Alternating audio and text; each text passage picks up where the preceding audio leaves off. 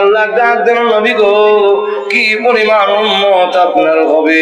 এখনই আমি আপনাকে দেখাই দেই, আমার লৌহে মাহফুজের ওই বউয়ের মধ্যে আপনার উম্মতের সংখ্যা লেখা আছে।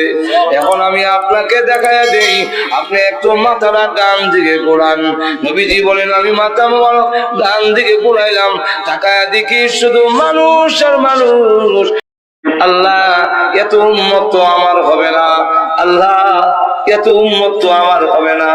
এমনি আল্লাহ ডাক দেন, নবী গো কি পরিমাণ উম্মত আপনার হবে। এখনই আমি আপনাকে দেখাই দেই, আমার লৌহে মাহফুজের ওই বউয়ের মধ্যে আপনার উম্মতের সংখ্যা লেখা আছে। এখন আমি আপনাকে দেখাই দেই, আপনি একটু মাথাটা ডান দিকে ঘোরান। নবীজি বলেন, আমি মাথা ডান দিকে ঘুরাইলাম, তাকায় দেখি শুধু মানুষ আর মানুষ। মানুষের ভিড়ের কারণে আমার ডান দিকের আসমান আর দেখা যায় না। আমাকে আল্লাহ রাব্বুল আলামিন বলেছে, আপনার মাথা আমার বাম দিকে ঘুরাইলাম, আমি বাম দিকে ঘুরাইলাম, তাকায় দেখি শুধু মানুষ আর মানুষ। মানুষের ভিড়ের কারণে আমার বাম দিকের আসমান আর দেখা যায় না। আল্লাহ ডাক দেয়া বলেন, নবীজি আপনি উপর দিকে তাকান। আমি উপর দিকে তাকাইলাম, তাকায় দেখি শুধু মানুষ আর মানুষ। মানুষের ভিড়ের কারণে আমার উপরের আসমান দেখা যায় না। এমনি আল্লাহ ডাক দেয়া বলেন, নবীজি মুসা আলাইহিস সালাতু সালাম মাত্র 6 লক্ষ উম্মত দেখে আপনার চেহারা মলিন করেছিলেন। আপনি এবার তাকায় দেখেন, দেইনি বামে উপরে 6 লক্ষ নয়, 6 কোটি নয়, অসংখ্য অগণিত মানুষগুলো যা দেখলেন গো, এই সকল মানুষগুলো আপনি নবীর উম্মত। আমার এবার লক্ষ্য করে দেখেন, আল্লাহ রাব্বুল আলামিন এত উম্মত তার বিশ্ব নবীকে দিলেন, এত উম্মত আর কাউকে দেওয়া হয় নাই। আল্লাহ রাব্বুল আলামিন এত উম্মত কেন দিলেন? আল্লাহ বুঝাইতে চান। আস ইবনে ওয়াইল বলে, আপনি বিদায় হয়ে গেলে ছেলে নাই বলে আপনার নাম থাকবে না। ওগো নবীজি না, এরকম নয়, আপনাকে এমন উম্মত দিয়েছি, আপনি বিদায় হয়ে গেলে উম্মত, এই উম্মত গুলো যেখানে থাকবে আপনার নাম সেখানে থাকবে। এই উম্মতেরা আপনাকে এত মহব্বত করবে, প্রয়োজন বোধে নিজের জীবন উৎসর্গ করবে, তথাপি আপনাকে তারা বলবে না, আপনার ইজ্জত নষ্ট হতে দিবে না। জোরে কোন ঠিক না? ঠিক না? এখনো এমন উম্মত আসেনি, লক্ষ লক্ষ, একজন নয়, সারা বিশ্বের মধ্যে লক্ষ লক্ষ উম্মত আছে যারা নবীকে গালি দিলে, নবীর ইজ্জত নষ্ট করলে লক্ষ লক্ষ যুবকেরা তার নিজের জান উৎসর্গ করবে, কিন্তু তথাপি আল্লাহর নবীর ইজ্জত নষ্ট হতে দিবে না। আল্লাহ রাব্বুল আলামিন বলেন, উম্মত বেশি দিলাম। এই উম্মত কেন দিলাম? ছেলে আইনা লাইছি, উম্মত দিলাম। উম্মতরা আপনার নাম সারা বিশ্ব ধরে রাখবে। যাক, এটা গেল 1 নম্বর। ব্যাখ্যা দিতে গেলে এখানে আমার কয়েক ঘন্টা দেবে। এখন রাখো, শেষ কথাটা হইল, আর নবী উম্মতের জন্য খুব মহব্বত, খুব ভালোবাসা। তো উম্মত কারে কয়, কাকে বলে উম্মত? উম্মতের সহজ ব্যাখ্যা হইল, আমার নিজস্ব কোন মত নাই, নবীর মতই আমার মত, এটার নাম হইল নবীর উম্মত। সুবহানাল্লাহ। 2 নম্বরটা হইল, আল্লাহ বলেন, ওগো নবীজি একটা কুয়ার নাম হইল কাউসার। কুয়াটার নাম, এটার নাম হচ্ছে হাউজে কাউসার। এই কুয়াটা আছে কই? কেউ বলেন জান্নাতের ভিতরে, কেউ বলেন জান্নাতের বাইরে। রাসূল বলেন, আমি নিজে দেখেছি মেরাজের রাত। আল্লামা আব্দুল কাদের জিলানী রাহমাতুল্লাহ আলাইহি সূরা কাউসারের ব্যাখ্যার মধ্যে লেখেন যে ওই কুয়াটার উপরে একটা বিল্ডিং আছে 18 মাইল এরিয়াতে। সুবহানাল্লাহ। এই বিল্ডিং এর 4000 দরজা আছে। বিল্ডিংটার কালার হলো সবুজ। ওই যে 4000 দরজার মধ্যে প্রত্যেকটা দরজায় একজন করে হুর পড়ে আছে। এক একজন হুর পরের পিছনে 70,000 করে খাদিম আছে। রাসূল বলেন, এটার ভিতরে ঢুকছি, ঢুকিয়া গিয়া দেখি পানিটা বরফের চাইতে আরো সাদা। মধুর চাইতে আরো মিষ্টি, সুগ্রাণ হলো কস্তুরীর চাইতে আরো সুগ্রাণ। আর তার হাওয়া রইল, কেউ যদি এক গ্লাস পান করতে পারে 50,000 বছর হাসরের মাঠে দাঁড়ায় থাকলেও তার কোনোদিন পানির পিপাসা হবে না। সাধারণ জান্নাতীরা এর জবাব দিতে পারবে না। কোনটা বাকি রইল? এটা জবাব দিতে গেলে আব্দুল কাদের জিলানী লাগবে, এর জবাব দিতে গেলে মঈনুদ্দিন চিশতি লাগবে, শাহজালাল লাগবে, উলামায়ে কেরাম লাগবে। কারণ এর চাইতে বড় নিয়ামত আর কিছু হতে পারে না, সেটা হলো মহান আল্লাহ রাব্বুল আলামিনের দিদার। এজন্য আব্দুল কাদের জিলানী রাহমাতুল্লাহ আলাইহি বলতেন, জান্নাত ও দুজখ সে ইয়া রব কিয়া করো, আরজু হাই কে मैं तुझे দেখা করো। আল্লাহ, জান্নাত জাহান্নাম দিয়ে আমি কি করব?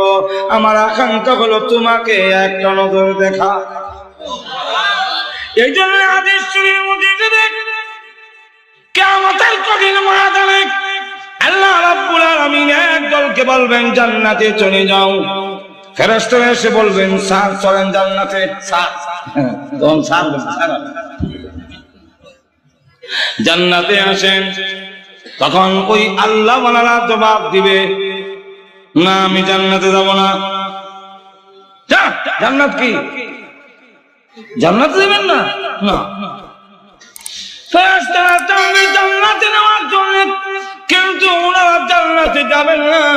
ওরা কারা? মুহাদ্দিসিনে কেরাম এর ব্যাখ্যায় উল্লেখ করেছেন দুই দল। এক দল হইল যারা নাকি কিয়ামতের কঠিন ময়দানে জান্নাতে যেতে চাবে না। এর একটা দল হইল ওই আল্লাহওয়ালা যারা দুনিয়াতে ইবাদত বন্দি করেছে জান্নাত পাওয়ার জন্য নয়, আল্লাহ পাওয়ার জন্য। একটু জোরে বলুন, কি পাওয়ার জন্য? जन्नत दोज़ख से यार अब किया करो, आरज़ू है कि मैं तुझे देखा करो। जन्नत जहन्नमेर दरकार নাই। আল্লাহ বলে বুঝি না তোমার আকাঙ্ক্ষা আমার ভিতরে, তোমার যদি ইচ্ছা হয় গো জাহান্নামে দিয়ে দিও, কিন্তু এমন জায়গায় দিও যেখানে থাকলে তুমি মওলারে একটা নজর দেখা যায়। তোমাকে যদি আমি দেখতে পাই জাহান্নামে থাকলেও আমার কোনো আপত্তি। এটা আমরা বোঝা কঠিন, জোরে কোন ঠিক না? এক ছেলে আর এক মেয়ের সাথে খুব মহব্বত, ভালোবাসা, প্রেম। আমরা দেশে প্রেম কয়, তো বড় লোকের ছেলে গরিবের মেয়ের সাথে প্রেম করে ফেলছে। বাবা এখানে বিয়ে করাতে রাজি না, বরং আরো ঘোষণা দিছে এখানে যদি বিয়ে করাই যে প্রয়োজনে ত্যায্যপুত্র করা হবে, সম্পত্তি থেকে বঞ্চিত করা হবে। মেয়ে তখন বলল যে কাজ আমাকে ভুলে যাও, কারণ তুমি আমাকে ভালোবাসতে গিয়ে ক্ষতিগ্রস্ত হও, এটা আমি চাই না, এটা ভালোবাসার দাবি না। দোকান পাট ব্যবসা বাণিজ্য সবকিছু সম্পত্তি থেকে তুমি বঞ্চিত হয়ে যাবে, আমাকে ভুলে যাও। তখন ছেলেটা আবার সিটি দিয়া জানাইলো, তোমাকে যদি পাই ওই কাভাসিয়ার জঙ্গলের ভিতরে থাকলেও কোনো আপত্তি নেই।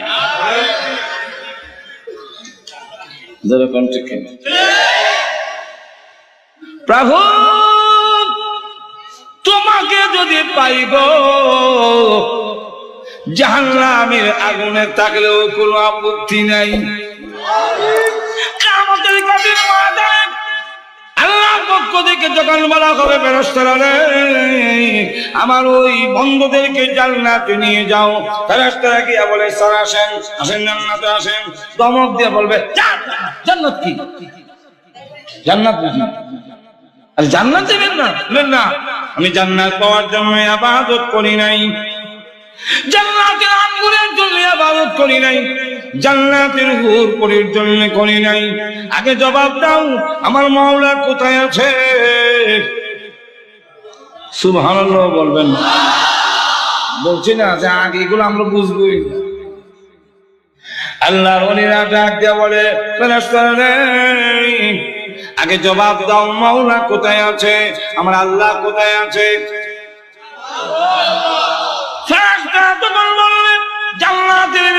যাওয়া পর্যন্ত আল্লাহর সাক্ষাৎ হবে না, মুলাকাত হবে না। যদি আল্লাহ দেখতে হয় তাহলে জান্নাতে যেতে হবে। তখন তারা বলবেন ঠিক আছে, জান্নাতে গেলে যদি আমার আল্লাহ দেখা যায়, আমার মওলা পাওয়া যায়, ওই জান্নাতে আমি যাইতে রাজি আছি।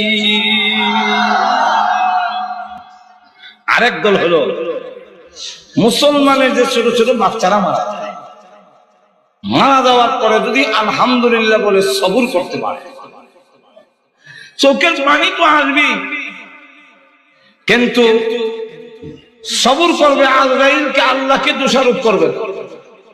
আমাদের সমাজে তো কিছু লোক আছে আল্লাহকে দোষারোপ করে। ইয়া বুনাইয়া আরকাম মা'আনা ওয়ালা তাকুম মা'আল কাফিরিন।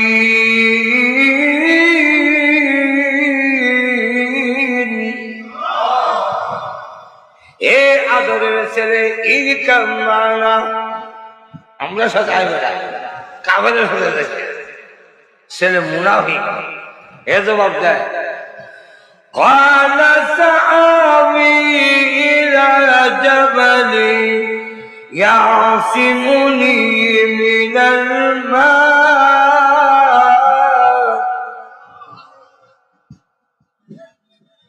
ছেলে মানা ও চিনি আমি কোন একটা পাহাড়ে উঠবো, পানি আমাকে লাগার পাবে না, পানি স্পর্শ করতে পারবে না, কারণ হের ফিজের আর্জিটা লম্বা 80 পাহাড়ে যদি উঠেছে অনেক উষা, 40 গজ পানি তো লাগানো হবে না। বাবা আসছে কথা বলতেছে, এর মাঝখান দিয়ে একটা ঢেউ হয়েছে। وَحَالَ بَيْنَهُمَا الْمَوْجُ، মৌজ মানে ঢেউ। فَكَانَ مِنَ الْمُغْرَقِينَ।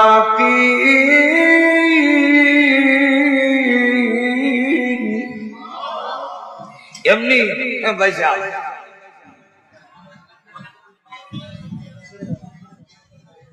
নূহ নবী বলে ونادى نوح ربه وقال رب إن ابني من أهلي। আল্লাহ, এটা তো আমার ছেলে, তুমি না বলছো আমার পরিবারের যারা তারা ধ্বংস করবে না? আল্লাহ ডাক দিয়ে বলেন قال يا نوح إنه ليس لك من أهلك। হে নূহ নবী, এটা তোমার পরিবারের না। যে ছেলে তোমাকে মানে না, তোমার আল্লাহকে মানে না, এটা তোমার পরিবারের না। তাকে রক্ষা করার দায়িত্ব আমি নেই নাই। এই ছেলে মনাবে, তোমাকে মানে না, তোমার আল্লাহকে মানে না। নূহ নবী জবান বন্ধ করে, মরলে মরো, শেষ। কিন্তু তাফসীর কিতাবে আছে, যদিও রিওয়ায়াতের মধ্যে কিছু কথাবার্তা আছে, এরপরও বোঝার জন্য বলছি। এক বৃদ্ধা মহিলা, তিনি বললেন নূহ নবী, যেই সময়